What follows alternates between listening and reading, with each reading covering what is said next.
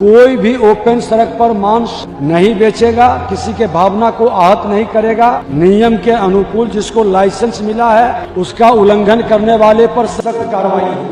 দেখুন, মাছ মাংস খাওয়া বা বন্ধ করা নিয়ে আমাদের ধর্মীয় শাস্ত্রে বিশেষ কোনো বিধান নেই। মাছ মাংস খাবে যেটা শরীর অনুযায়ী খাবে, সুতরাং সেটা পারমিট করবে, যার যেমন শরীর পারমিট করবে সে তেমন খাবে। কোনো রাষ্ট্র এভাবে কোনো সার্কুলার জারি করতে পারে না।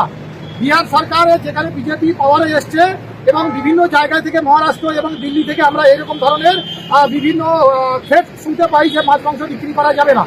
এটা সনাতন ধর্মের বিরোধী এবং একটা ধর্মীয় রাষ্ট্র ব্যবস্থাটাকে কোলাপস করে দেওয়ার ক্ষেত্রে সাধারণ মানুষদেরকে বিভিন্ন মানে অনৈতিক কাজে বা অপ্রয়োজনীয় কাজে করে রাখার জন্য, বিব্রত করে রাখার জন্য এই বিষয়গুলো তারা আনছে।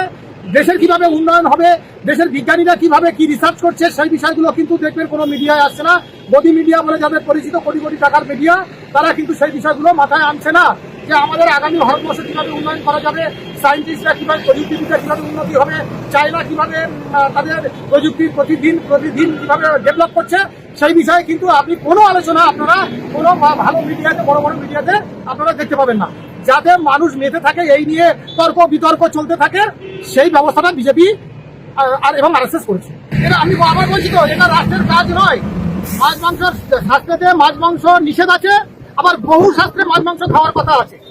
যেমন বিভিন্ন কালিকা পুরাণ, দেবী পুরাণে মাছ মাংস খাওয়ার কথা পরিষ্কার করে উল্লেখ করা আছে এবং বহু আমাদের কালী মায়ের মন্দিরে পুজো দেওয়া হয় পাঠা বলি দিয়ে, সেটা শাস্ত্রসম্মত। এবং বহু জায়গায় শোল মাছ দিয়ে পুজো দেওয়া হয়, বহু জায়গায় হাঁস দিয়ে মনসাকে পুজো দেওয়া হয়।